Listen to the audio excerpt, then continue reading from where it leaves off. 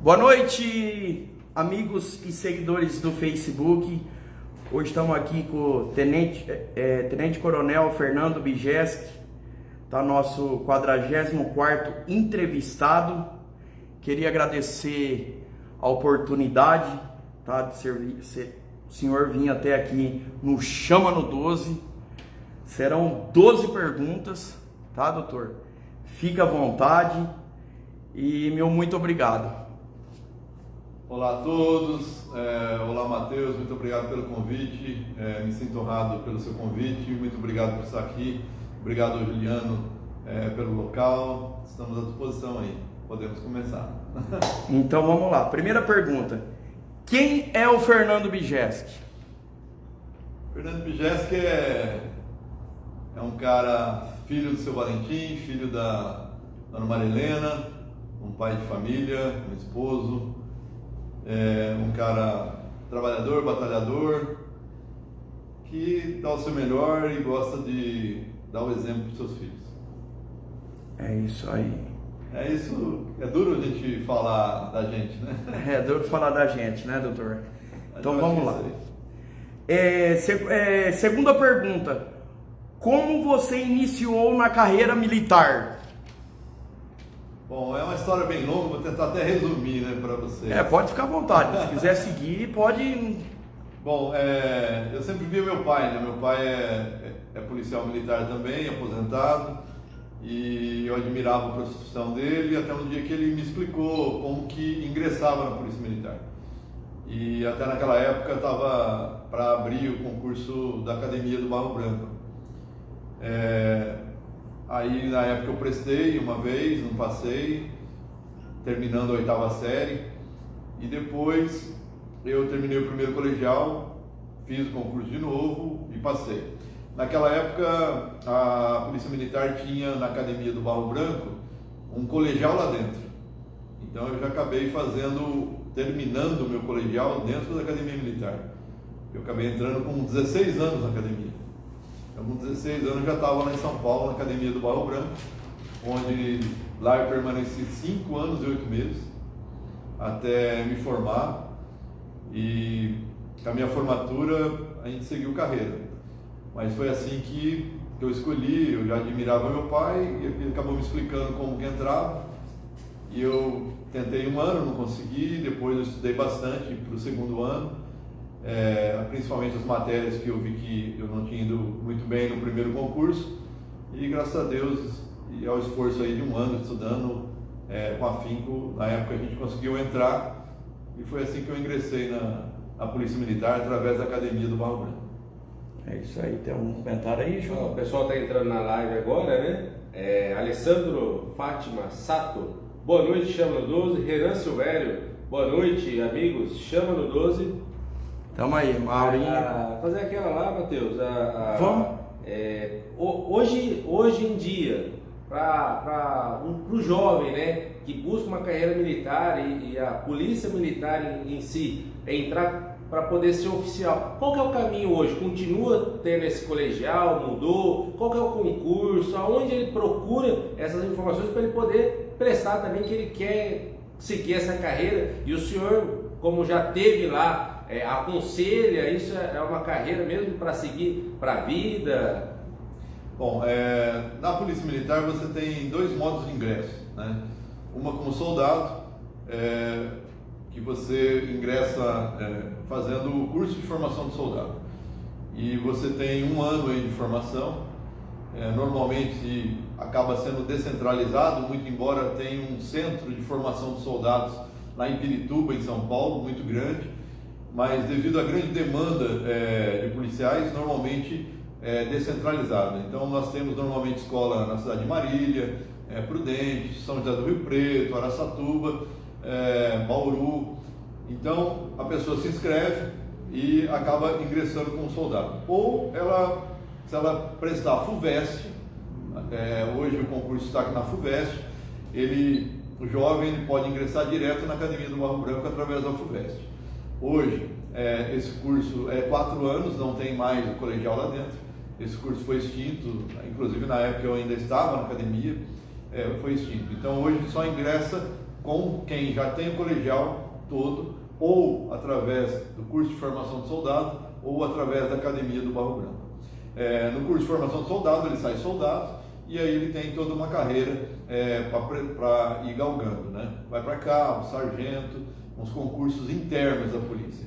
E quem é oficial, ele já sai aspirante oficial, depois de um tempo de caráter probatório, de normalmente de 6 meses a 2 anos, ele acaba sendo promovido a segundo tenente, quem passa pela academia. E aí ele também segue carreira e normalmente vai até tenente-coronel ou coronel.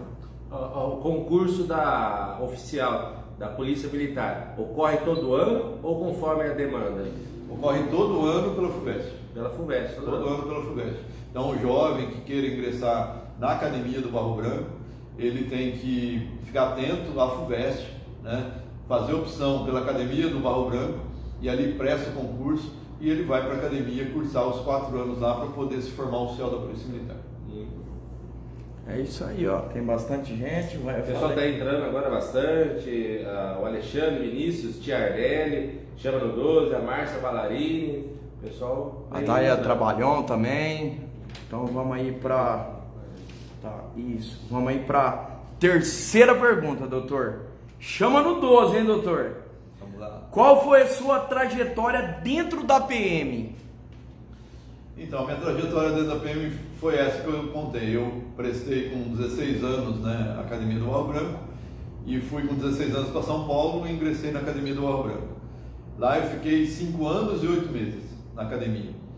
E naquela época foi dada opção para nós, dentro, evidentemente, da sua classificação por nota, você escolher algumas modalidades.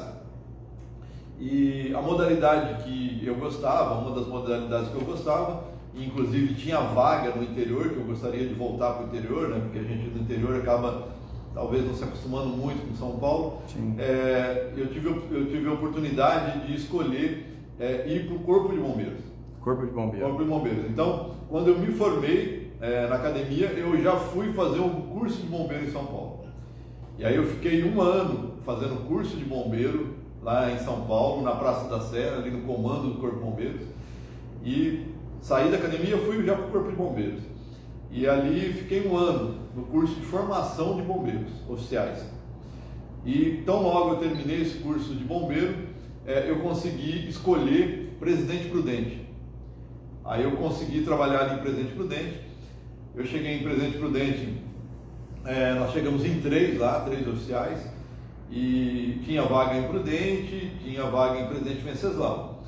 E até um amigo meu, ele foi escalado lá para ir para Presidente Venceslau, e ele era casado, ele falou, nossa, vou ter que ir lá para Venceslau. Eu falei, fala com o comandante, se ele trocar, eu vou no seu lugar, né? Porque eu era solteiro, então tanto fazia ficar em Prudente ou ir para Presidente Venceslau. E aí o comandante autorizou, acabei trocando com ele para ajudá-lo até. E acabei indo para Presidente Venceslau, ser o comandante do bombeiro de lá. E aí ali eu trabalhei cerca de 1 ano e meio em Venceslau. Depois também fui convidado pelo comandante para ir trabalhar em Prudente. Em Prudente eu fui comandante lá do Corpo de Bombeiros. Lá tinha 3 postos de bombeiro, eu fui comandante dos 3 postos de bombeiros, quer dizer, da cidade de Presidente Prudente. E aí depois da cidade de Presidente Prudente, eu também recebi o convite para vir para o batalhão de bombeiros, né, que chama Grupamento de Bombeiros, sim, aqui da nossa região, que é o Grupamento de Bombeiros de Marília. Aí eu vim para Marília, mas o comandante me destacou a comandar o Corpo de Bombeiros aqui de Tupã. Aí eu trabalhei aqui no Corpo de Bombeiros de Tupã, e como tenente, fiquei aqui, e quando eu fui ficando um pouco mais maduro na profissão, eu comecei já a substituir as vagas de capitão no bombeiro lá em Marília. E aí foi quando me convidaram lá para Marília. E aí eu trabalhei um tempo lá, no Corpo de Bombeiros, mas aí eu recebi o convite, né, do pessoal do batalhão da Polícia Militar, né, de Marília, para poder ir para o policiamento. Então eu sairia do bombeiro e fui para o policiamento. E aí eu fui para o policiamento, para o batalhão de Marília. E aí o comandante, ele precisava de oficiais aqui em Tupã, e ele me destacou aqui para a companhia da Polícia Militar. foi quando eu vim para a Polícia Militar e trabalhei aqui como tenente ainda. Aí depois trabalhei bastante tempo como tenente aqui. Depois veio a promoção a capitão. Aí a promoção a capitão não tinha vaga de capitão aqui para mim, em Tupã, e foi quando eu escolhi Garça, né, que é uma cidade também do batalhão de Marília. Lá eu fiquei em torno de 2 anos e meio, né?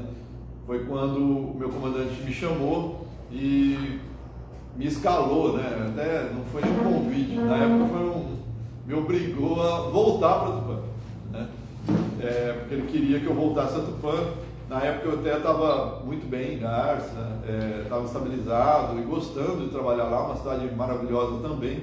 Mas enfim, aí ele me convidou e pediu para que eu voltasse. Eu voltei para Tupã. Voltei para Tupã como capitão e aqui fiquei comandando a companhia da Polícia Militar. Até que novamente a gente acaba ficando um pouco mais maduro e crescendo, né, na carreira. E eu comecei já a substituir muito a vaga do major, né? Nas férias, licença-prêmio do major de Marília, eu acabava substituindo essas férias lá em Marília. Foi quando meu comandante de novo falou: olha, Jéssica, você está ficando meio antigo, né? Então, toda hora você está aqui trabalhando, substituindo as férias dos outros profissionais, então era bom você já vir para cá, né? E aí eu entendi que realmente era a época de eu sair daqui, porque para poder até cativar a vaga de major em Marília, né, e que iria abrir. E aí eu fui para Marília como capitão ainda, mas aí eu fui promovido a major e fiquei trabalhando em Marília lá até o final da minha carreira. Eu trabalhava lá em Marília no subcomando do batalhão inteiro, que são 25 cidades aqui da nossa região, incluindo Tupã. Doutor, fala um negócio para mim, qual foi a maior dificuldade que você passou na PM? Maior dificuldade? Olha, até o Juliano perguntou sobre o ingresso, né? Isso era fácil, se não é? Eu penso particularmente que para você ser policial, basta você gostar. Você precisa gostar, é um sacerdócio, né? É um sacerdócio, você precisa gostar muito. Não é pouco não. Por quê? Porque a pessoa não pode ir procurar o ingresso da polícia pelo salário, né? Porque ele nunca vai ficar rico, né? Pelas folgas, pela farda em si, não por essas coisas. Ele tem que ir porque ele gosta, né? É um sacerdócio. Porque não tem hora, você muitas vezes sacrifica o horário com a sua família para poder estar trabalhando. Mas quando você gosta, você não tem muito sacrifício, né? Tem aquela frase, né? Ame o que você... trabalhe no que você gosta, que você não vai trabalhar nenhum dia da sua vida, né? Eu, assim, sinceramente, uma dificuldade muito grande eu não tive. A dificuldade maior é sempre quando você vai trabalhar fora, longe da família, né? Algum curso, que nem você tem que fazer curso em São Paulo, ficar longe da família. Essas são as dificuldades maiores, mas, sinceramente, dificuldade na polícia, eu nem lembro, assim, uma dificuldade muito grande que eu tive. Sim. É claro que o curso de formação é um curso bem pesado, né? A Academia do Barro Branco, ela exige muito do aluno, né? É uma faculdade, né? É considerado uma faculdade pelo MEC.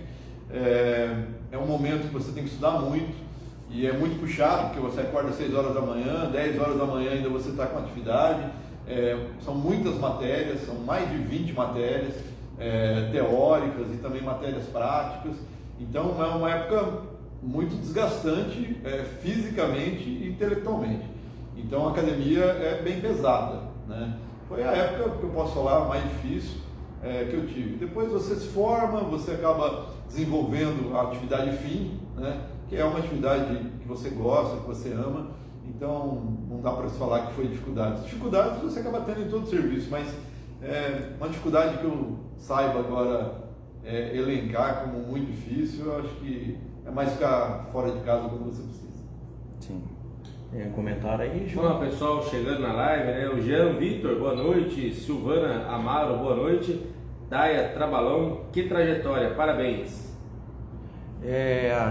Seguidores aí, ó, a gente tem um canal do YouTube aí, tá? Matheus com X chama no 12, só apertar o sininho lá, adicionar aí, né? O que foi? Não, é só ir fazendo as perguntas. Isso, se quem quiser fazer as perguntas aí na live aí, pode ficar à vontade aí que o doutor vai responder, tá bom? Faz a quarta pergunta aí, Ju. A quarta pergunta. Você relatou que instituiu o ProERD. Fala desse projeto e qual o retorno para a sociedade do ProERD. Então, quando eu não era nem o capitão aqui, era o capitão Osmar na época, né, que hoje é coronel Osmar, ele é morador de Tupã ainda. O então capitão Osmar, ele estava fazendo um curso em São Paulo de 1 ano, né, e eu estava comandando uma companhia aqui de forma interina, né, e foi quando o comandante do batalhão, ele nos convidou para uma reunião e lá ele fomentou essa ideia do ProERD. Então lá ele pediu para que os comandantes de companhia, os capitães, etc., eles implementassem o ProERD. E foi quando nós abraçamos a ideia, né, e trouxemos o ProERD aqui para Tupã. Foi muito legal porque na época muita gente não valorizava, né, o ProERD. É um projeto novo, né, e tudo que é novo as pessoas acabam desconfiando, é uma atividade que não era uma atividade principal da Polícia Militar, vamos dizer assim, né? A atividade fim é o patrulhamento preventivo, mas nós acreditamos que era um projeto que ia conseguir realmente levar a Polícia Militar mais próximo da sociedade, mais próximo da criançada, da juventude, mais próximo das famílias também, e foi quando a gente instituiu o ProERD aqui, né? Nós tivemos aí 2 primeiros interessados em fazer o curso e ministrar, e foi muito bacana. Nós iniciamos pela cidade de Tupã, né, que era a principal, o cabo-chefe da companhia, e depois aos poucos foi passando para todos os municípios da companhia. E realmente a gente percebeu que não só em Tupã, mas em todo o estado, o ProERD foi um sucesso, né, e é um sucesso ainda até hoje, que realmente leva muito conhecimento importante contra a violência, contra o uso de droga para a molecada, e também aproxima toda essa sociedade à Polícia Militar. Porque hoje nós vemos que faz quantos anos isso? Isso foi nos idos de 2002, se eu não me engano. Então o ProERD está há muitos anos. Então tem muita gente adulta, né, hoje da nossa sociedade que foi aluno do ProERD. Então, acaba, querendo ou não, se aproximando, né, a polícia, e essa aproximação é muito importante porque a gente até brinca, né? Aquela mãe que fala assim, cuidado que a polícia vai te pegar, né? Então quebra esse paradigma e a criança, o jovem, começa a enxergar realmente a polícia militar como algo que está ali para ajudar, não para ter medo e essas coisas. É isso aí. Tem alguma pergunta aí, João? Tem aqui também Carlos Alberto, boa noite, chama no 12. Celso Cães de Guarda, super profissional. Conhece? Conheço, amigo meu, e ele também é super profissional, né? Aí, ó, hoje ele também está aposentado, mas ele é policial militar lá do Paraná, já se aposentou. Aí, ó, gente do Paraná aí assistindo, ó. Tá aí, ó. Vamos aí para quinta pergunta, né, Ju? Isso mesmo. Vamos lá, doutor. Você também instituiu o canil, o adestramento. Já era uma paixão ou surgiu desse fato? Não, já era uma paixão, né? Eu já tinha os cães como meu hobby, né? Tanto de criação, que eu criava na época, em pequena quantidade, mas criava. E eu também sabia adestrar o cachorro, né? E eu percebi o seguinte, eu era comandante da companhia aqui de Tupã, e Tupã é muito distante de Marília, né? Queira ou não, para receber um apoio, ele tem 80, 90 quilômetros de distância. Então eu percebi que era importante nós termos aqui em Tupã modalidades diferentes para apoiar o policiamento. Não só da cidade de Tupã, mas como das mais 10 cidades que estão no entorno. Porque a companhia daqui de Tupã são 11 cidades, né, sob o comando da companhia de Tupã. Então eu percebi que havia necessidade rotineira de emprego de força tática, de canil, e aqui não tinha. Toda hora que nós precisávamos, tinha que ficar pedindo para Marília que esse apoio viesse a Tupã. Quando a Polícia Civil também muitas vezes pedia para cumprir mandado de busca, para a questão do tráfico de drogas, muitas vezes eu tinha que ficar pedindo para a Marília. E foi quando nós tivemos a ideia aí, e também o apoio dos oficiais que trabalhavam comigo, principalmente também o Vander, que hoje é o capitão aqui, a gente falou, vamos fazer o canil aqui então. Aí conversei com o comandante, vencemos aquela parte burocrática de autorização, e ele acabou autorizando que nós tivéssemos um mini canil aqui. E foi quando pegamos 2 policiais que tinham perfil, treinamos melhor esses policiais e conseguimos alguns cães, e foi dado início ao canil aqui em Tupã. Tivemos inclusive voltando ao ProErd agora, um dos primeiros cães que trabalhou bastante aqui em Tupã, ele é um labrador preto chamado Abaré. Abaré, o Alisson, né? Então, o Abaré. E o Alisson conduzia e treinou o cão com nossa ajuda. Mas o Abaré, esse nome, ele foi escolhido, né, justamente num concurso do ProErd. Os alunos fez um concurso do nome do cachorro e acabou dando o nome do cão nesse concurso do ProErd. Então foi uma ligação do ProErd com o canil. E foi assim que surgiu o canil de Tupã, né? Com o Cícero, o Alisson trabalhando, e a gente conseguia, com o canil aqui em Tupã, fazer frente às necessidades de Tupã e da região aqui de Tupã, dentro do policiamento. Por que não tem mais o canil hoje, Fernando? Então, depois até que eu me aposentei, né, a gente tomou conhecimento que os canis foram centralizados, né? Sim. Foram criados os tais BAEP, né, que são os Batalhões de Operações Especiais, e esses batalhões foram centralizados nos CPIs, né, nos comandos regional. Então o comando regional daqui da nossa cidade é Bauru. Inclusive o canil de Marília hoje pertence a Bauru. Então nem Marília hoje, se nós fôssemos falar, embora o canil esteja ainda sediado na cidade de Marília, tem um canil lá, mas ele não pertence mais ao batalhão de Marília, ele pertence ao CPI de Bauru. Nossa. Então eles centralizaram todo esse serviço. Tem um ponto positivo e tem um ponto negativo, né? Toda mudança que você faz tem os dois lados.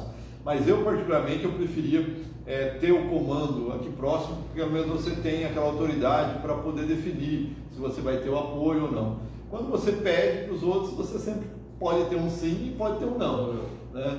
Enfim, mas foi uma política, né, da Polícia Militar atual de centralizar essas unidades nos comandos regionais. É isso aí. Isso aí. Pessoal, aqui o Carlos Alberto, boa noite, chamando 12. Flávio Costa, grande Fernando Bijeski. Conhece? Conheço. Aí, ó. Vamos aí para sexta pergunta, né, Jô? É isso aí. No adestramento, você participa de qual modalidade? E para onde você já foi e provas que ganhou?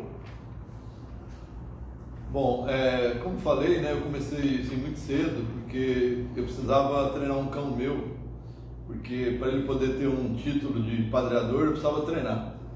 Aí eu procurei quem treinasse aqui naquela época e não consegui, até que me indicaram um adestrador de Araçatuba. E aí eu acabei, esse rapaz de Araçatuba, né, ele falou assim para mim, o dinheiro que você vai gastar treinando seu cachorro aqui comigo, você vem aqui, você faz o curso comigo, você aprende e você mesmo treina. Aí eu achei interessante a proposta dele, acabei fazendo o curso com ele para treinar o meu próprio cachorro. E acabei me apaixonando pela arte aí de treinar cachorro, me tornei um grande amigo desse cara de Araçatuba e acabei tendo esse hobby de treinar cães. A gente chama de IGP, né? IGP é uma sigla alemã, isso aí, mas na verdade é um adestramento que tem 3 provas em uma, né? Tem uma prova de obediência, né, que o cão tem que fazer, uma prova de faro e ainda uma prova de proteção. Então são 3 provas em uma, é como se fosse um triatlo canino, né? E soma as 3 sessões, que são as 3 provas, e daí sai o vencedor. Nessa modalidade eu acabei até sendo convidado para ser juiz também, então eu sou juiz dessa modalidade do Clube Brasileiro do Pastor Alemão e da Confederação Brasileira de Kennel Club. Eu acabei participando de vários brasileiros. Em 2005 eu fui campeão brasileiro, 2006 fui vice-campeão brasileiro, aí em 2006 eu compus a equipe brasileira e fomos para Buenos Aires, lá no Pan-Americano. Lá eu fui vice-campeão no Pan-Americano. Em 2005 eu compus a seleção brasileira, acabamos indo para o Chile, Santiago do Chile. Nossa. Mas lá o meu cachorro não foi muito bem, uma viagem muito desgastante. Ele acabou não largando, ele mordeu e não largou, então a gente acaba sendo desclassificado, isso no Chile. E outras provas, né? Fui campeão paulista, tem vários títulos aí, mas os principais foi campeão e vice-campeão brasileiro e vice-campeão pan-americano.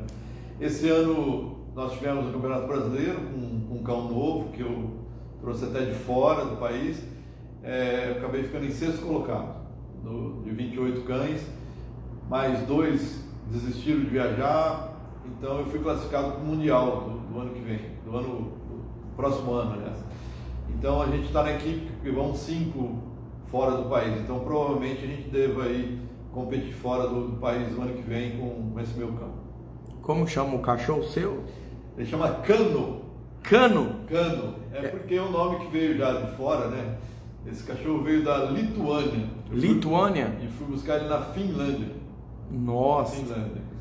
Qual foi o curso, o lugar que você foi mais longe do Brasil, o Fernando? Foi quando, porque na verdade eu comprei esse cão e por conta da pandemia se tornou difícil ou a pessoa ia vir trazer o cão para mim, na verdade.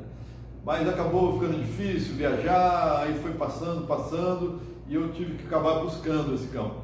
Então, acho que a viagem mais longa foi essa, mais distante, foi da Finlândia, que embora ele é da Lituânia, esse cão, eu fui buscá-lo na Finlândia, que ele levou para mim na Finlândia, né?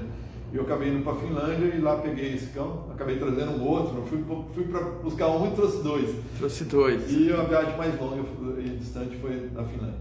É isso aí, você tem alguma pergunta aí, João? Não, o Flávio, né, já comentamos. Então, Valentim César Bigé, seu irmão, tá aqui na live aqui também assistindo. A 7ª pergunta, ele acabou respondendo, que era essa participação do Mundial, né? A gente ia perguntar justamente se você tinha se credenciado para ir para o Mundial, né? Queria perguntar sobre essa participação e tal. O Bigé acabou comentando. Tá, tem alguma aqui embaixo aqui? Tem. Pode ver, pode perguntar para ele, a gente troca, né?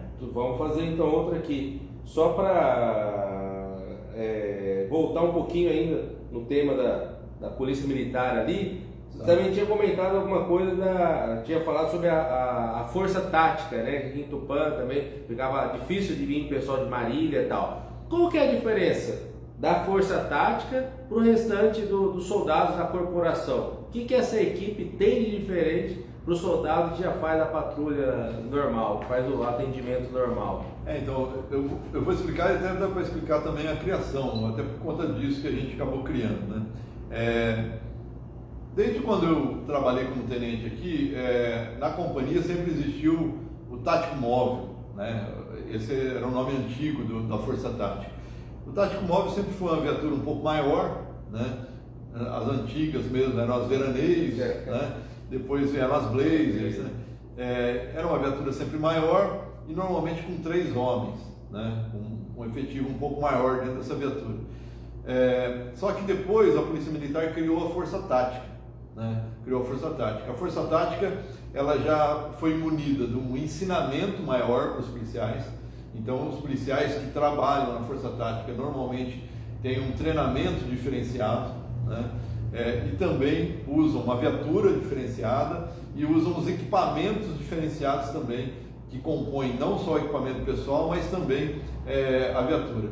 Então, essa força tática foi instituída na Polícia Militar e nós tínhamos aqui em Tupã apenas um tático móvel, né? Que nós, com muita desgaste, né? Desgaste por quê? Porque nós não tínhamos muito efetivo, a viatura não era própria, então todos os comandantes acabavam persistindo em ter o tático móvel para poder fazer frente às ocorrências de maior gravidade.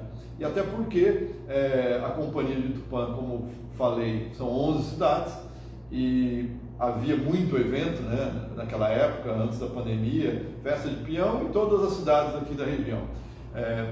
Então só a festa de peão nós vamos ter 11 ao ano, né? São 11 cidades e fora os outros eventos e necessidades, além das ocorrências mais graves. E aí foi quando nós fizemos uma gestão também com o comandante. Ele percebeu que Tupã era uma instância turística, que tinha todos esses eventos.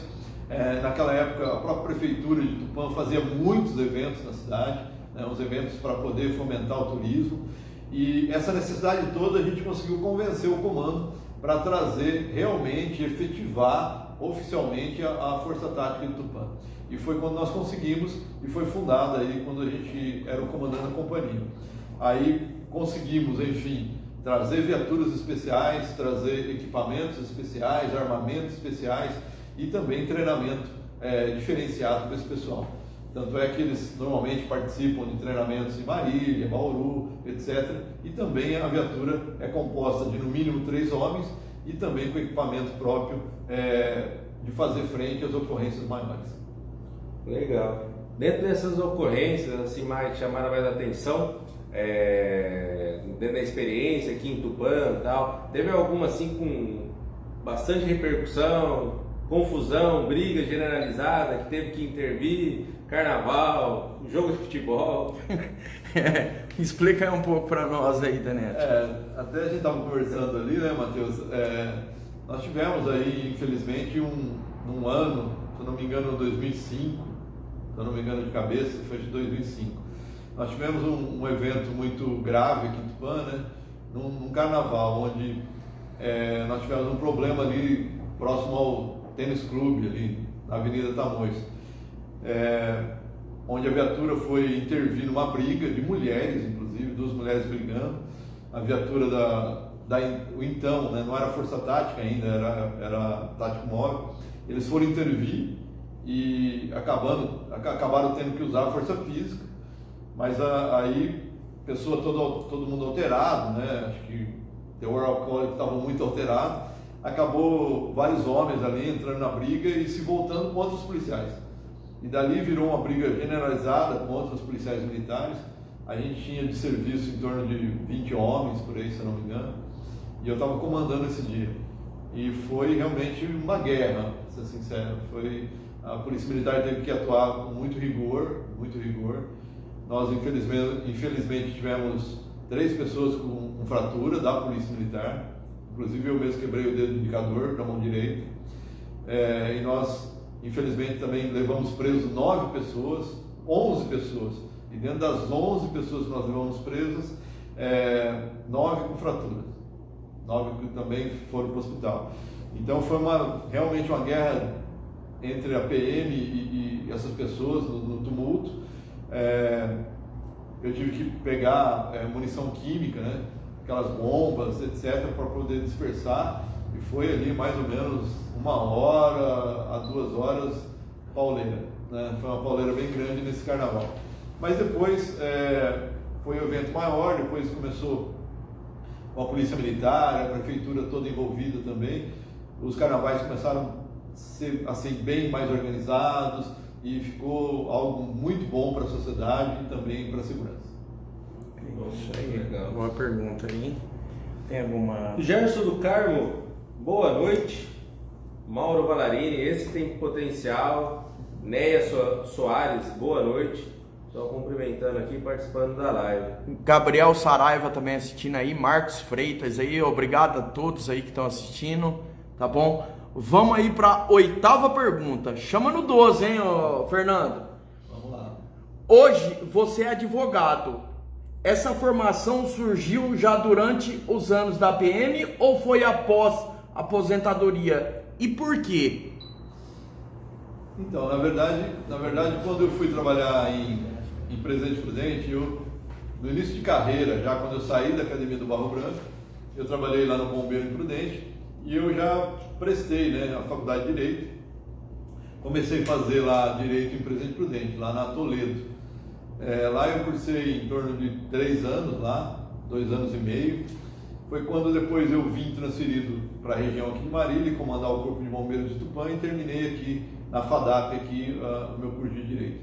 É porque, queira ou não, na Polícia Militar, o oficial ele acaba lidando com várias questões jurídicas, né? Sim. Então eu achei bem importante eu ter esse curso de Direito.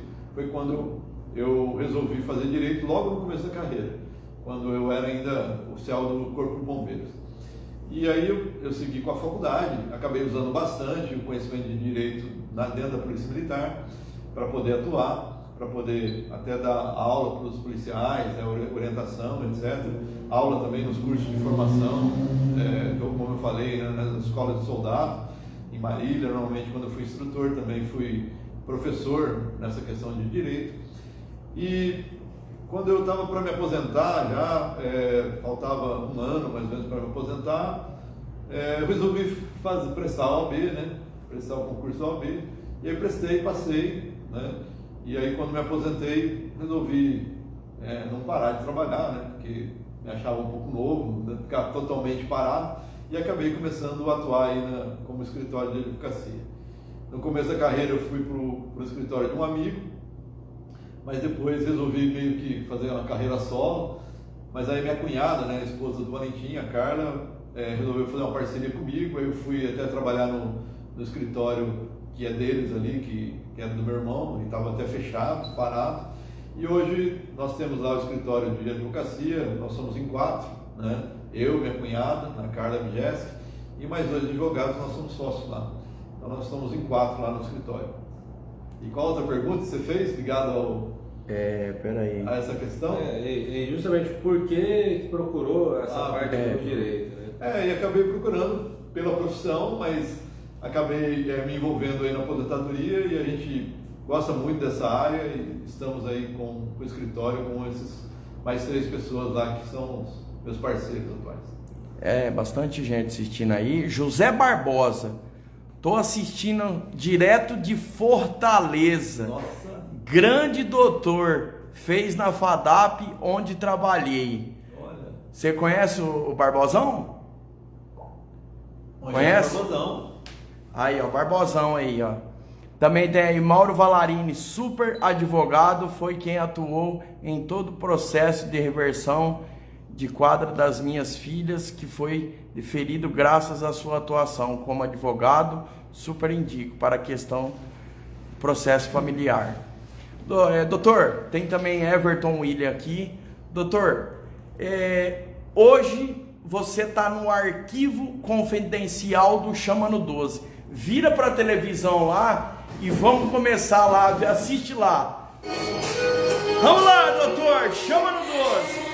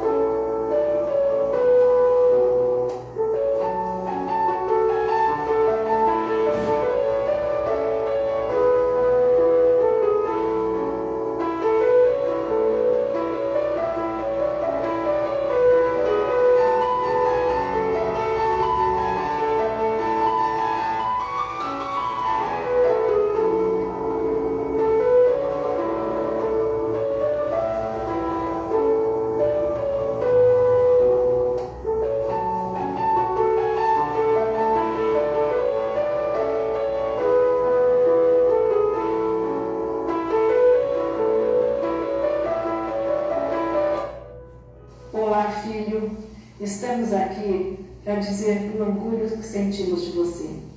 Você é aquela pessoa que sonha e realiza tudo com muita responsabilidade e empenho.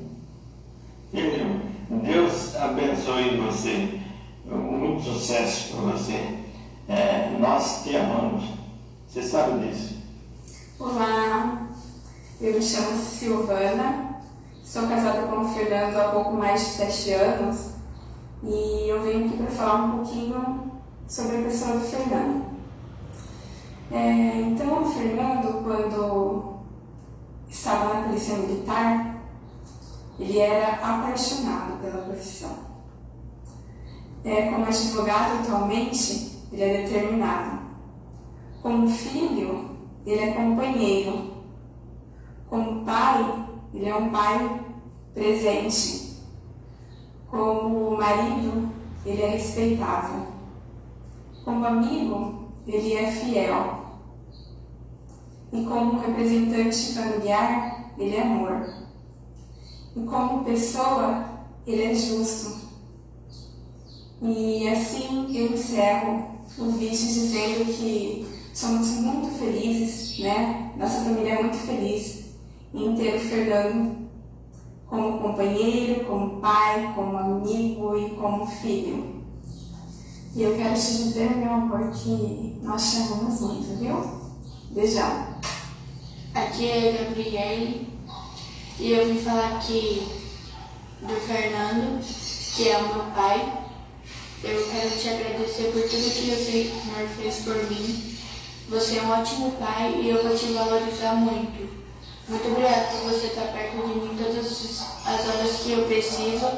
E você é um ótimo pai para mim. E eu gosto muito de você. E te agradeço por tudo que o Senhor fez por mim. E todo mundo gosta de você, principalmente os cachorros gostam de você. Muito obrigado e eu te amo muito. Você é o melhor pai que eu já queria ter na vida. Oi, eu sou o Luca, filho do Fernando, e eu gostaria de falar um pouco sobre o meu pai. Primeiro, profissionalmente, ele sempre foi uma pessoa muito dedicada, muito apaixonada pelo que fazia. Ele foi um profissional brilhante. Não à toa ele recebeu um monte de homenagens, né, ao longo da sua carreira e agora depois de aposentado também. E como pai, como amigo, ele sempre foi muito companheiro, muito presente. E sempre foi um exemplo e um orgulho para mim, em todos os sentidos. E sempre foi uma pessoa muito atenciosa e muito amorosa comigo e com toda a nossa família. Eu te amo demais, pai. Estou passando para deixar um forte abraço e parabéns para o meu irmão Fernando, que nesta data recebe essa homenagem por sua trajetória profissional, por sua vida familiar, onde, nas últimas décadas, sempre alicerçado nos princípios éticos e morais, buscou executar as suas tarefas de modo exemplar. Aproveito a oportunidade também para desejar muito sucesso na nova empreitada agora na área do direito, para que possa continuar aí fazendo esse trabalho da melhor forma possível. Ao nosso eterno comandante Bijeski, comandante do Corpo de Bombeiro, comandante de policiamento, por muitos anos comandante aqui da 2ª Companhia com sede em Tupã, teve o privilégio também de comandar como coordenador operacional a região de Marília, o 9º Batalhão, pessoa e profissional com quem convivi e aprendi muitas coisas, muitas lições, profissional muito à frente do seu tempo, e isso muitas vezes trouxe algumas injustiças em sua carreira profissional, e vira e mexe no dia a dia aqui no policiamento, no comandamento da companhia. Eu lembro de algumas situações, algumas ocasiões que passamos juntos e que por diversas vezes eu discordava da opinião do senhor, e hoje eu falo, puxa, o capitão Bijeski tinha razão. Então a gente alinha alguns conhecimentos, alguma vivência aí que o senhor teve no passado, e tenho aprendido até hoje aí no dia a dia, no policiamento, com o privilégio que eu tive aí de conviver e trabalhar com o senhor. Um grande abraço. E aí, pessoal, estou aqui para falar do meu grande amigo Fernando Bijeski, um amigão que eu tenho aí, que eu considero demais, meu amigo, meu advogado, meu parceiro de treino, meu conselheiro aí, um amigão que nas horas que eu preciso aí, ele sempre me ajudou, um parceiro de viagem aí, onde a gente vai nos treinos, no seminário, e um exemplo aí de pai de família, e já tive a oportunidade aí de estar em vários lugares com ele, uma pessoa muito querida, uma pessoa muito dedicada, uma pessoa honesta, uma pessoa sábia, e dá bastante conselho aí, e eu levo muitas coisas que ele me falou como lição de vida. É isso aí, fico feliz aí de você estar participando do Chama do 12 aí, meu amigo, que Deus abençoe, possa te abençoar cada dia mais os seus planos aí, que você continue sendo essa pessoa maravilhosa aí, que onde ele contagia aí. com todo mundo, essa pessoa sábia, esse aí tem ciência, esse aí tem experiência. Grande abraço aí, meu amigo Fernando, que Deus abençoe sempre. Tamo junto, valeu! Fala, chefe! Nós estamos aqui aproveitando nosso dia de folga para gravar um vídeo, para falar um pouquinho do senhor. Nós sabemos que o senhor não gosta de chamar de chefe, né? Mas esse título, esse nome que nós tanto chamamos o senhor por respeito, por consideração de todos esses anos de experiência que o senhor tem, desde como coronel, como advogado, com esse homem íntegro que o senhor é, passando vários ensinamentos, está sempre aqui nos acompanhando, nos auxiliando em tudo. E nesse momento nós queríamos agradecer por tudo que o senhor tem feito por nós, tudo que o senhor é aqui para a nossa equipe. E nessa singela homenagem, todos nós aqui, tanto eu como o Jean e a Carla, nós queremos agradecer a Deus pela sua vida, e agradecer a Deus por tudo que Ele tem feito na sua vida, e agradecer a Deus por aquilo que o Senhor é nas nossas vidas. Deus abençoe o Senhor aí. Fique com Deus.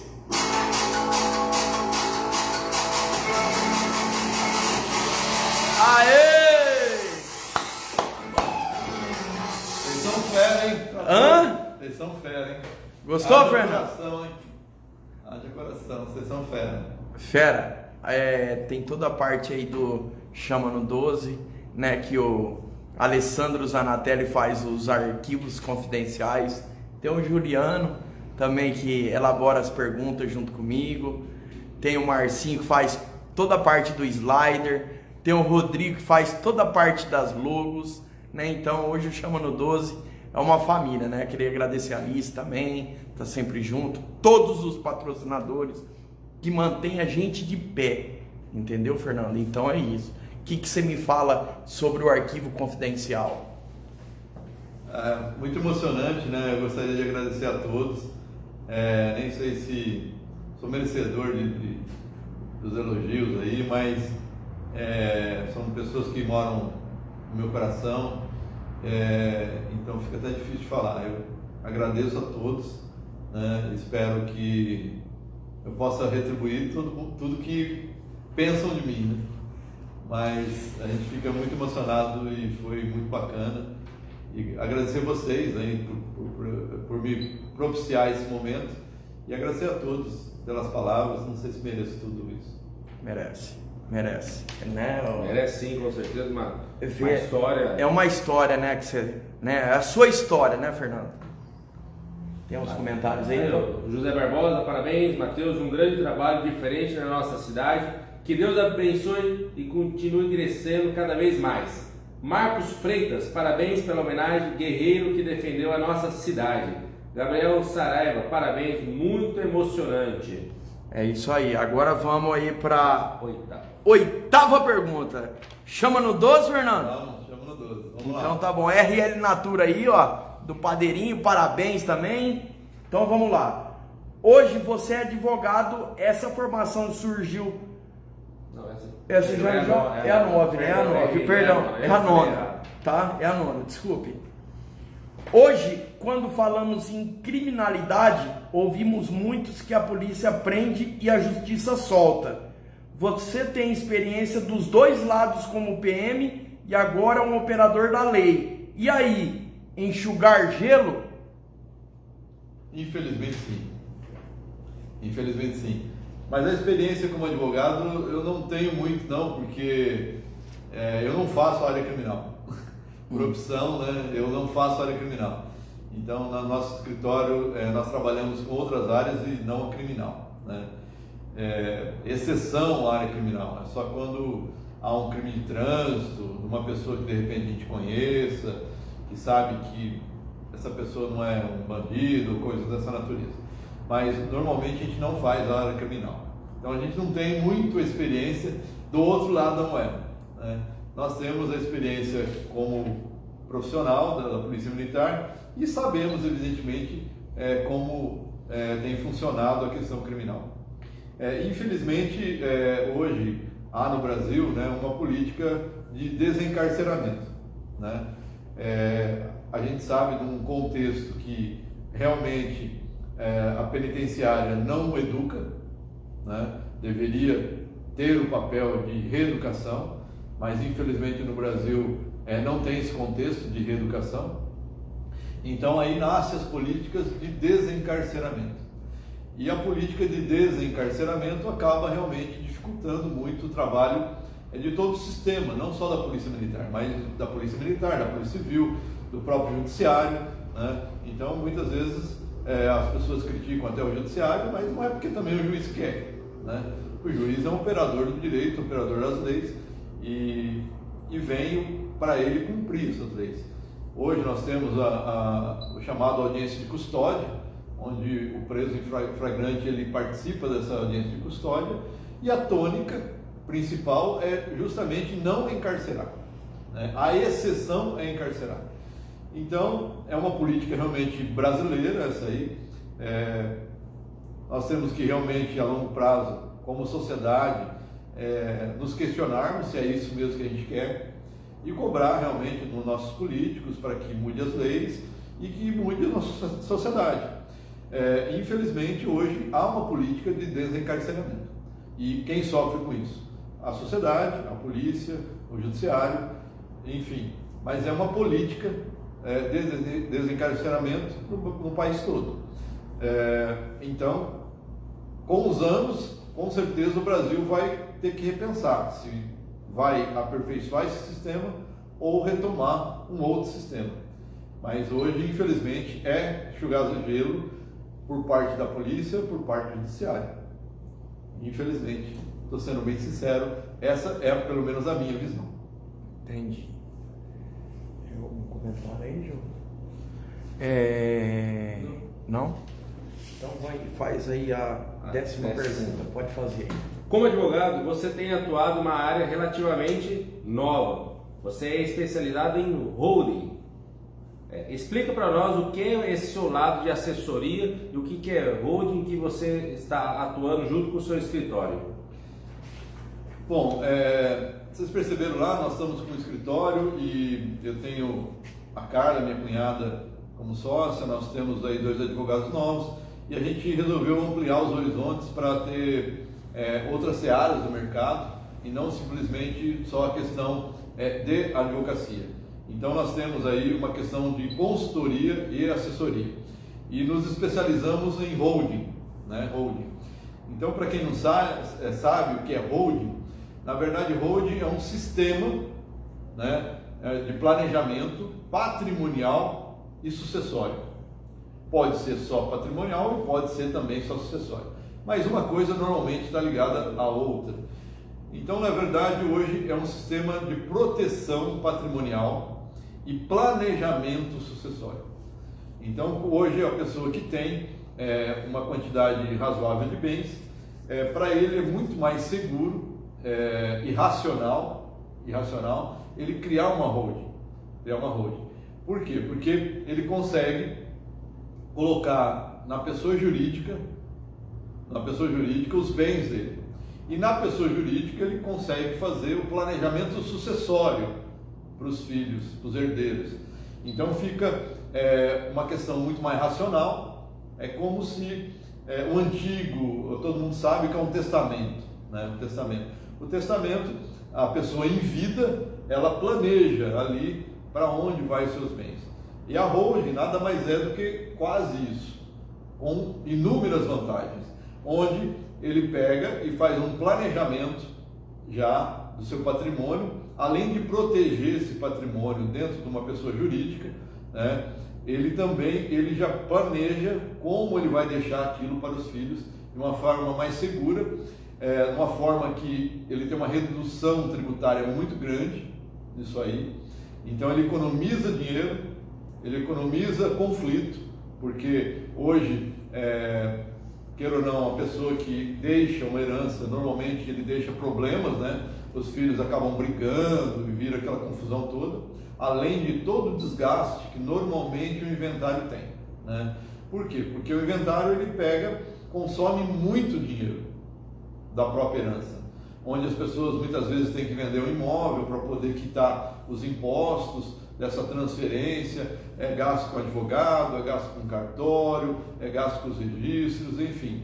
Então, a holding nada mais é do que um planejamento patrimonial e tributário, onde você protege o seu patrimônio e você pode também aproveitar e fazer um planejamento sucessório, já deixando tudo esquematizado para quando de repente a pessoa vier a morrer e tiver que fazer uma transmissão dos seus bens aos seus herdeiros. E além do que também para o empresário, ele consegue organizar os seus bens de uma forma que os seus bens acabam sendo protegidos.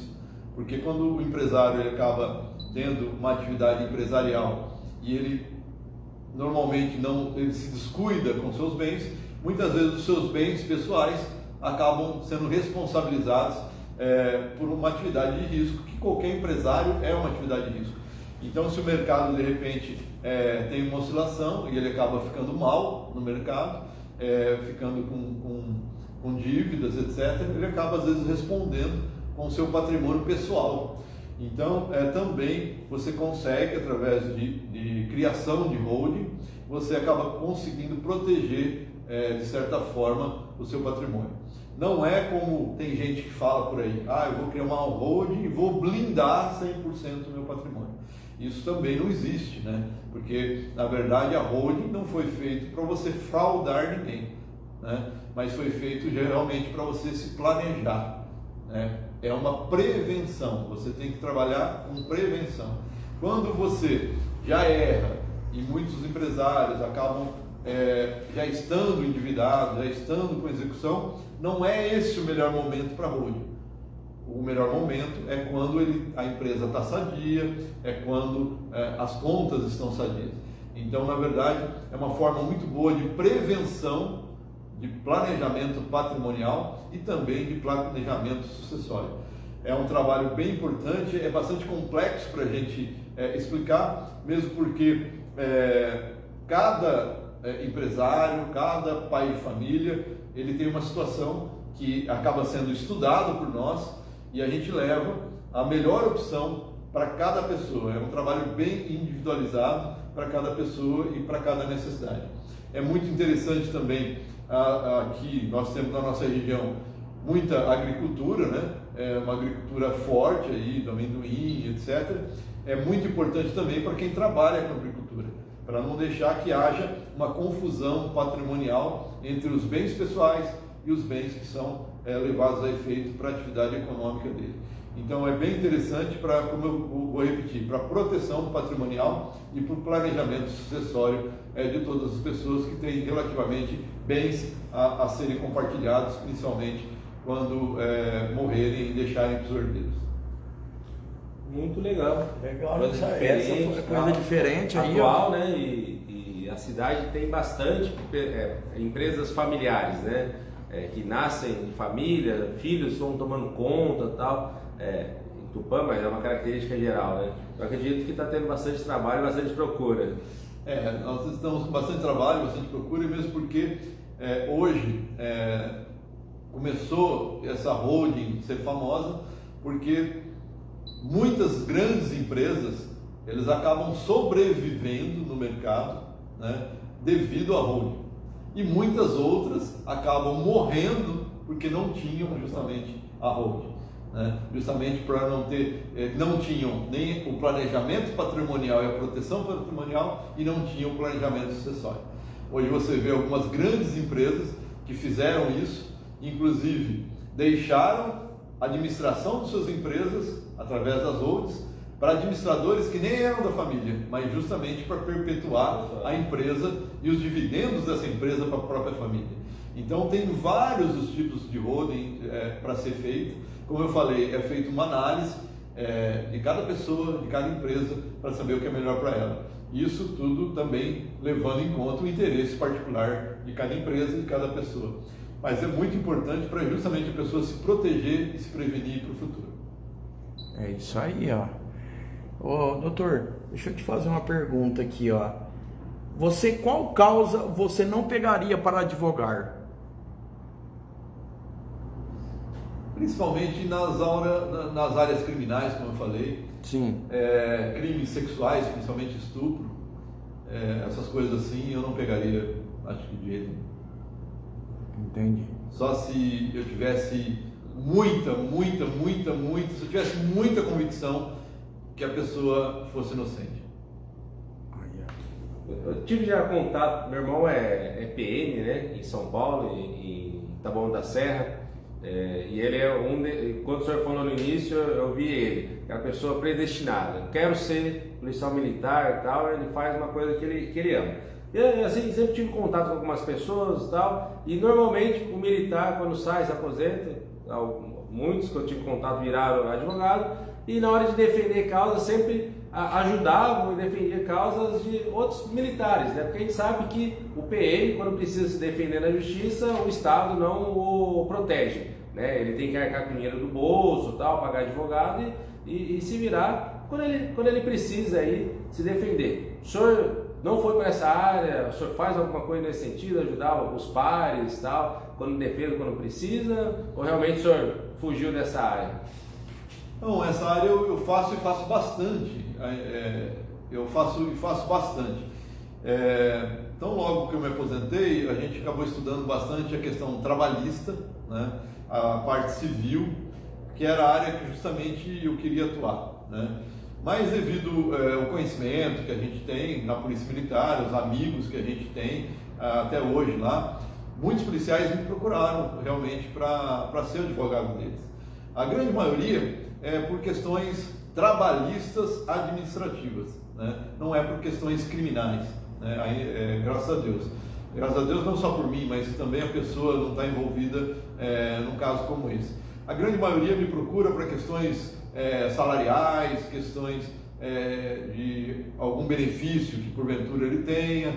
Eu tenho muitos clientes mesmo, que são policiais militares e a gente atende com o maior prazer lá, né? Mas, como eu falei, a gente precisou pegar uma área aí nova, né? Nós estamos especializados e trabalhando bastante nessa área nova. Mas nós temos aí muitos clientes nossos, amigos, que são policiais militares, trabalharam conosco, e outros que não trabalharam conosco, mas são nossos amigos e clientes também, principalmente nessa questão administrativa remuneratória, né? Alguns poucos que se envolveram em alguma ocorrência, mas a maioria é a questão remuneratória. Sim. Tem um comentário aqui. Flávio Aquil, grande Aquil da Conveniência Dondon. O senhor deve conhecer o Flávio Aquil. Boa noite, Matheus e Fernando. Alexandre Vinícius Tiardelli, que veio aqui semana passada aí do Atacadão das Tripas, patrocinador. Muito interessante esse tipo de prevenção. Parabéns. Guilherme Zanatelli também. Ô, doutor, fala para mim onde que fica o escritório, localizado, fala o telefone, se puder falar o telefone para as pessoas procurar. Então, nosso escritório está ali em Carijós, né, na Carijós, ali no centro do PAN, para baixo do Sul, ali na esquina. Sim. Carijós 138. Né? O telefone que a gente acaba usando mais é o próprio celular, pela facilidade do WhatsApp, é o telefone 981 35 9008. 981 35 9008. É isso aí. Né? Vamos aí para a 11ª pergunta, Ju? Essa é aquela chama no 12. Essa pergunta é a chama no 12, hein? Tá complicando isso? Toma até uma água aí, doutor. Toma uma água aí. Vamos lá. 11ª pergunta. Porte de arma. Você é a favor, sua opinião, para minoria penal? Minoridade penal. O porte de arma para minoridade? Não. São duas e uma. São duas perguntas. São duas e uma. Porte de arma. Você é a favor da porte de arma? Segunda. Sua opinião para minoridade penal? Bom, então vamos falar primeiro da minoridade. Tá. Eu sou favorável à minoridade penal. Para diminuir a maioridade, né, na verdade. Na verdade, você está diminuindo a faixa etária para a maioridade. Então, eu sou favorável. Por quê? Porque hoje a gente percebe que realmente um jovem de 16 anos, ele sabe o que é errado e sabe o que é certo, né? Hoje, a globalização trouxe esse aumento, né, de conhecimento. Antigamente, pode-se falar que uma criança, aí, um jovem, um adolescente de 16 anos não sabia muito o que era errado, o que era certo. Mas eu creio que talvez aí uns 16 anos, ele precisa ter, evidentemente, um estudo técnico, né? de psicólogo, psiquiatra, para saber qual a faixa etária ideal, se é 17, se é 16, eu só não sei precisar qual seria a idade ideal, mas eu creio que poderia realmente diminuir. Se a pessoa pode votar, escolher um presidente da República, que é algo muito sério, né, que é o destino do nosso país, ele também deveria ser responsabilizado pelos crimes dele. Então, eu penso que poderia realmente ter uma diminuição na idade aí, para a maioridade não ser só 18 anos. Eu sou favorável a isso. Né? Justamente pela nossa experiência, principalmente quando nós nos deparamos com menores infratores. Então, a gente percebe que há muitos menores infratores que sabem muito bem o que fizeram. Então, eu sou favorável. E abusam desse seu direito de não ser preso ou de ter um tratamento diferenciado para continuar cometendo crime, né? Justamente. É uma muleta, né? Eles usam isso aí justamente para continuar no mundo do crime. As pessoas mais velhas que estão envolvidas com o crime se aproveitam desse benefício e acabam envolvendo cada vez mais menores no crime para poder ter esse benefício. Então eu sou a favor da menoridade, da maioridade penal ser reduzida a idade. É isso aí. E o porte de arma. Porte de arma. Posse também. Eu sou favorável à posse e à porte de arma. No entanto, eu gostaria que fosse mais sério o trabalho de concessão desse porte de arma. Então eu vejo como uma boa que a grande parcela da população pudesse ter acesso às armas e aprender a usar a arma. O que eu sou contra é da forma com que, infelizmente, no Brasil está ocorrendo. Por quê? Porque eu digo o seguinte: hoje nós temos um curso de formação de soldado na Polícia Militar de 1 ano. Ele tem aula de tiro nesse curso de formação de soldado no mínimo 3 vezes por semana. E quando ele tem aula, normalmente são 4 horas de aula no mesmo dia.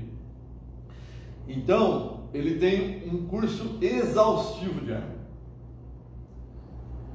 E e nós temos policiais que são reprovados no curso de formação de soldado porque não atendem os requisitos de andar armado. Olha só o que eu falei.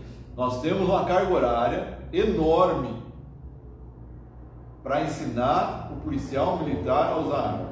Mesmo com essa carga enorme, alguns policiais acabam sendo reprovados da escola de soldados e acabam não conseguindo se formar porque eles não atendem os requisitos de andar armado. Isso, onde eu quero chegar? Eu quero chegar que, atualmente, na minha opinião, o curso e os critérios para poder a pessoa, principalmente, ter o porte de arma, é muito pequeno no país. É muito pequeno. Eu creio que deveria ser muito mais exigente o curso teórico e prático para a pessoa poder andar armado. Eu fui instrutor de tiro mais de 15 anos. Mais de 15 anos eu fui instrutor de tiro. E eu gosto de comparar quem anda armado da mesma forma que alguém que luta arte marcial. Você vai ver brigando na rua alguém usando técnicas de artes marciais. Quem que você vai ver brigando na rua usando essas técnicas? O faixa branca, o faixa laranja, o faixa amarela, as faixas subalternas. Muito difícil você vai ver brigando na rua um faixa preta. Por quê? Porque ele sabe que se ele usar as técnicas que ele sabe usar, ele vai machucar e muito, e até levar à morte a outra pessoa. Então ele faz o quê? Ele evita de se meter em confusão, ele evita de entrar nesse entreveiro, porque ele sabe que ele é superior e ele vai causar um mal muito grande a outra pessoa. A mesma coisa a arma. Quando você tem uma arma e quando você sabe usar uma arma, é aí que você não a usa. Você usa uma arma estritamente quando for necessário. O que a gente mais vê é quando a pessoa tem uma arma, acha que sabe, mas não sabe, a todo momento ele quer ficar sacando essa arma, usando essa arma, sem necessidade e sem saber usar direito. Então, eu sou favorável ao porte de arma, mas que a instrução, as exigências fossem muito maiores do que hoje são no Brasil. Tem alguma coisa aí? Não, foi bem... Opinião forte, precisa, precisa, né? Precisa, mostrando... Para residências também, né, doutor? Para hoje, né, para residência, né, a pessoa, um ladrão entra dentro da sua casa, você, né? Mas é isso que eu falei, Matheus. Muita gente, equivocadamente, está procurando uma arma de fogo, na minha opinião, tá? Eu falei que eu sou favorável, mas a pessoa tem que saber se ela é realmente capaz de usar uma arma de fogo, se ela tem controle emocional realmente para usar uma arma de fogo, se realmente ela precisa de uma arma de fogo. Ela vai ter na casa dela, tá? Mas na casa dela tem criança? Na casa dela, só ela vai ter acesso a essa arma ou as outras pessoas também? Porque quando você tem uma arma, você vai deixar na sua casa, você vai sair para trabalhar. E outras pessoas estão na sua casa. Então, são várias perguntas que você tem que fazer quando você vai procurar uma arma. Você tem que colocar numa balança qual é esse custo-benefício. Realmente você precisa de uma arma? Ou é mais uma coisa para você ter uma segurança psicológica? Ah, eu tenho uma arma. Tá, você tem uma arma, mas você sai para trabalhar, larga lá na sua casa. Porque você não tem um porte de arma, você não pode andar com ela na rua. A tua arma vai ficar dentro da sua casa? Então, por isso que eu falo para as pessoas, vamos fazer uma analogia aqui. Eu, como gosto de cachorro e sei treinar cachorro, muitas pessoas me ligam, ou às vezes perguntam na rua, falam assim, eu comprei vou chutar aqui, eu comprei um pitbull. Eu queria que ele fosse bravo. Aí eu falo brincando para elas assim, então você devia ter comprado um cachorro de guarda. Por quê? O pitbull não é cachorro de guarda. Ele é um cachorro de rinha. Ele foi criado para rinha. E com as pessoas, normalmente, o pitbull ainda é dócil. Só quando ele começa a ter alguns distúrbios, ele acaba sendo agressivo. Mas a mesma coisa que eu falo é o seguinte, então quando você compra um cachorro, você tem que comprar um cachorro assim. Que espaço eu tenho para o cachorro? Para que eu quero um cachorro? E ele procura uma raça que vai dar certinho para a necessidade dele. A maioria das pessoas compra cachorro como? Eu acho lindo esse cachorro. Eu compro esse cachorro porque eu acho lindo. Aí ele pega, compra um Border Collie e ele não tem nem quintal. O Border Collie ele precisa de uma atividade física de correr 30 km por dia. Aí você vai colocar ele numa casa, para mim é maus tratos isso. É maus tratos ao cachorro. Ele vai comer sua casa. Aí ele vai comer sua casa e vai falar, mas o cachorro está comendo minha casa. Mas claro, ele está precisando de atividade física e está contido. Então a mesma coisa da arma. Você não pode comprar uma arma porque você acha bonito. Você não pode comprar uma arma porque o teu sonho de criança é ser policial e você não foi. Você não pode comprar uma arma para isso. Uma arma você tem que comprar assim, eu preciso de uma arma. Por que eu preciso? Porque eu estou em risco, porque a minha casa está em risco. Mas se vier um ladrão, eu vou estar preparado para usar essa arma? Essa arma está de fácil acesso? Porque não adianta nada, a tua arma está escondida lá no fundo do guarda-roupa, que tem que tirar 10 malas para poder pegá-la, porque o ladrão vai chegar e você não vai ter tempo para pegar essa arma. Então, tem muita coisa envolvida para a decisão de se comprar uma arma. E de se ter um curso de se você vai decidir para ter a posse dela, que você só vai ter ela na sua casa, e para você trafegar com ela você precisa inclusive de uma autorização, ou você ser atirador, ou você ser colecionador e ter uma autorização, ou você tem o posse e a porte, que aí o porte você pode portá-la para fins de uso, inclusive municiado. Então tudo isso você tem que decidir, né? Por isso que eu falei que, na minha opinião, precisava ser mais sério isso, porque muitas pessoas acabam não sendo técnico o suficiente e decidindo para se comprar uma arma, e nem ele está preparado, nem psicologicamente, e ele se ilude achando que o curso que atualmente é feito vai preparar ele 100%. Aí, olha só, você é policial militar, você usa arma profissionalmente para defender as pessoas. Rotineiramente você tem que treinar, não é porque você fez uma escola de soldado você nunca mais vai atirar. Agora, a maioria dos atiradores, a maioria das pessoas que tem posse de arma, ele vai lá, faz um cursinho pequeno, básico, enfia essa arma dentro de casa, e quantas vezes por ano ele atira? A pergunta, quantas vezes por ano ele atira? Hoje munição é relativamente cara, você não pode atirar em qualquer lugar, você tem que ter um stand apropriado, você tem que comprar uma munição cara. Quantas pessoas treinam depois que tiram o porte de arma? Eles precisam continuar treinando. Mesma coisa, você tira a habilitação e nunca mais dirige. Vai dirigir depois de 5, 6 anos. Você não tem mais a mesma habilidade quando você fez a habilitação. Então, é tudo a ser pensado antes da pessoa decidir para ter uma arma de fogo e realmente se ela vai levar isso a sério ou não. É realmente a minha posição. E como eu falei, sou favorável, mas eu acho que deveria ser mais sério esse contexto todo. Show de bola, show de bacana. Tem algum comentário aí, Ju? Keiline batendo. Keilinha Vieira batendo palma. A Simone Valarini, show de live. Flávio Aquil, né? Alexandre Vinícius Jardelli, todos participando da live. Simone Valarini, show de lives, né? Kelinha, super concordo. Simone Valarini, show, parabéns. Qual que é o seu maior desafio, doutor? Maior desafio? Seu maior desafio hoje, qual que é? Meu maior desafio eu falo sempre, inclusive com meus filhos, a gente tem que tentar ser melhor a cada dia. Ser melhor como pessoa, ser melhor como profissional, e cada dia você tem que tentar ser o melhor do que ontem. Esse é o maior desafio, da minha opinião, para todas as pessoas. Seu maior sonho? Meu maior sonho é que meus filhos sejam melhor do que eu. Olha, aí boa. Aí sim, aí, ó. Hermídia Sanches lá. Eles estão no caminho certo.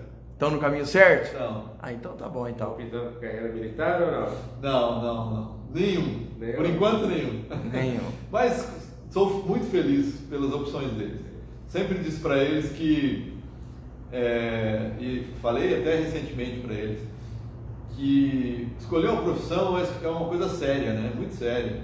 E até é uma coisa injusta, porque eles, normalmente, os jovens têm que escolher a profissão muito cedo, né? Às vezes até imaturo, e tem que escolher a profissão. Eu sempre falei para eles que, olha, escolha algo que você goste, né? Porque, queira ou não, você vai ter que trabalhar aí quantos anos, né? 40 anos, aí você tem que trabalhar. E trabalhar 40 anos em algo que você não goste é muito ruim, né? Então sempre escolha. Tem muita gente que infelizmente escolhe só o dinheiro, vai, e acaba sofrendo aí quantos anos? 40 anos.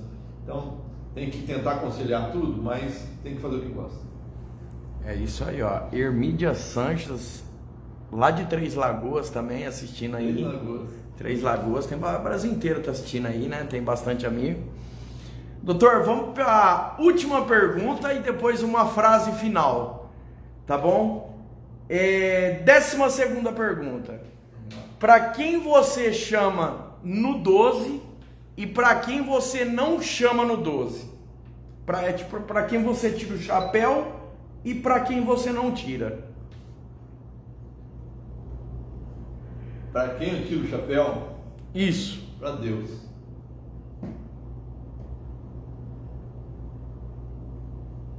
Você é uma pessoa só? E para quem você não chama no 12?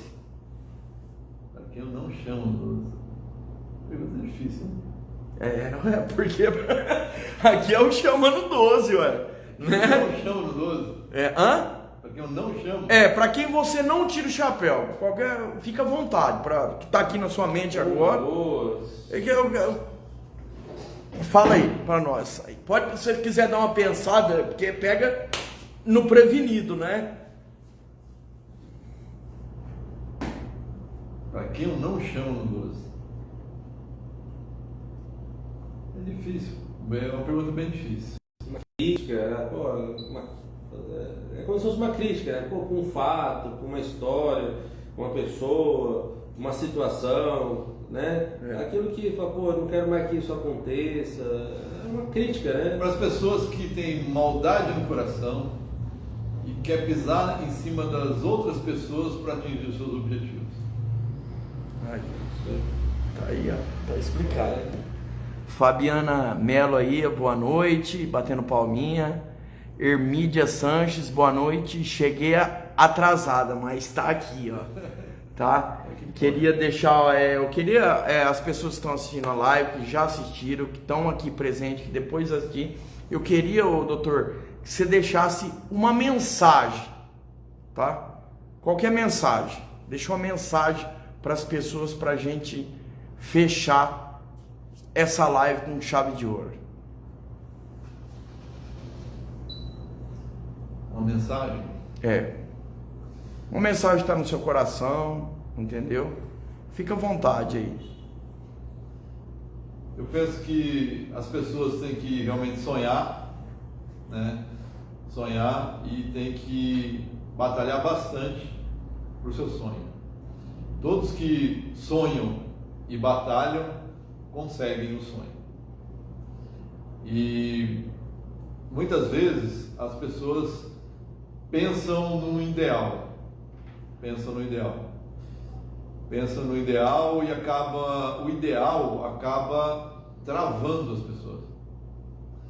E eu particularmente gosto de uma frase que eu aprendi no quartel e falei até esses dias no escritório lá nosso, falo para os meus filhos e falo para sempre. Então, a gente tem que sonhar, a gente tem que querer o perfeito, a gente tem que batalhar por perfeito, e só que a gente não pode parar quando a gente percebe que muitas vezes o perfeito é inatingível ou até não existe. Então eu falo sempre que o pronto é melhor do que o perfeito.